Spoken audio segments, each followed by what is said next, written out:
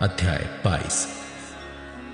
यीशु फिर उनसे दृष्टांतों में कहने लगा, स्वर्ग का राज्य उस राजा के समान है जिसने अपने पुत्र का विवाह किया, और उसने अपने दासों को भेजा कि निमंत्रित लोगों को विवाह के भोज में बुलाएं, परंतु उन्होंने आना ना चाहा। फिर उसने और दासों को यह कहकर भेजा, निमंत्रित लोगों से कहो, देखो मैं भोज तैयार कर चुका हूं, मेरे बैल और पले हुए पशु मारे गए हैं और सब कुछ तैयार है, विवाह के भोज में आओ। परंतु वे उपेक्षा करके चल दिए, कोई अपने खेत को, कोई अपने व्यापार को। अन्य लोगों ने जो बच रहे थे उसके दासों को पकड़कर उनका अनादर किया और मार डाला।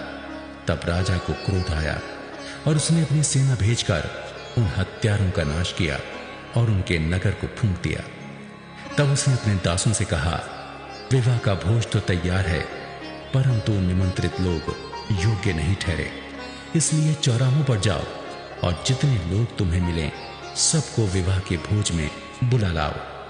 अतः उन दासों ने सड़कों पर जाकर क्या बुरे क्या भले जितने मिले सबको इकट्ठा किया और विवाह का घर अतिथियों से भर गया।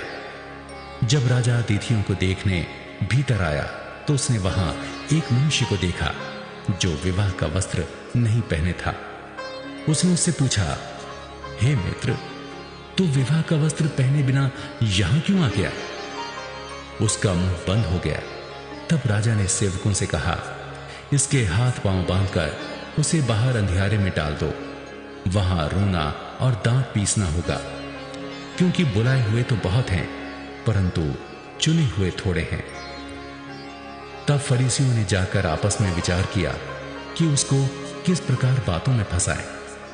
अतः उन्होंने अपने चेलों को हेरोदियों के साथ उसके पास ये कहने को भेजा, हे गुरु, हम जानते हैं कि तू सच्चा है और परमेश्वर का मार्ग सच्चाई से सिखाता है और किसी की परवाह नहीं करता, क्योंकि तू मनुष्यों का मुंह देखकर बातें नहीं करता। इसलिए हमें बता, तू क्या सोचता है, कैसर को कर देना उचित है कि नहीं? यीशु ने उनकी दुष्टता जानकर कहा, हे कपटियों, मुझे क्यों परखते हो? कर का सिक्का मुझे दिखाओ। तब वे उसके पास एक दिनार ले आए। उसने उससे पूछा, ये छाप और नाम किसका है?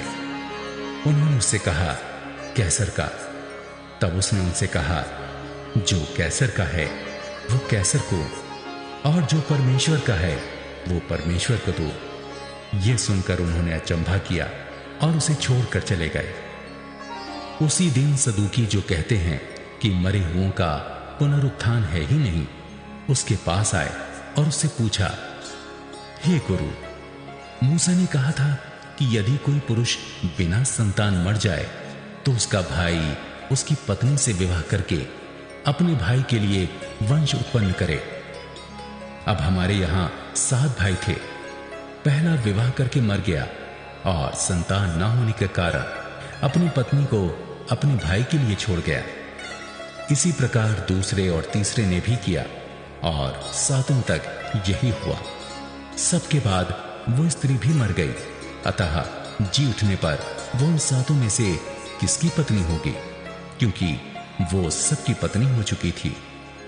यीशु ने उन्हें उत्तर दिया, तुम पवित्र शास्त्र और परमेश्वर की सामर्थ्य नहीं जानते, इसी कारण भूल में पड़े हो, क्योंकि जी उठने पर वे ना विवाह करेंगे और ना विवाह में दिए जाएंगे, परंतु स्वर्ग में परमेश्वर के दूतों के समान होंगे। परंतु मरे हुओं के जी उठने के विषय में क्या तुमने ये वचन नहीं पढ़ा जो परमेश्वर ने तुमसे कहा, मैं अब्राहम का परमेश्वर और इसहाक का परमेश्वर और याकूब का परमेश्वर हूं। वो मरे हुओं का नहीं परंतु जीवंतों का परमेश्वर है। ये सुनकर लोग उसके उपदेश से चकित हुए। जब फरीसियों ने सुना कि यीशु ने सदूकियों का मुंह बंद कर दिया तो वे इकट्ठा हुए।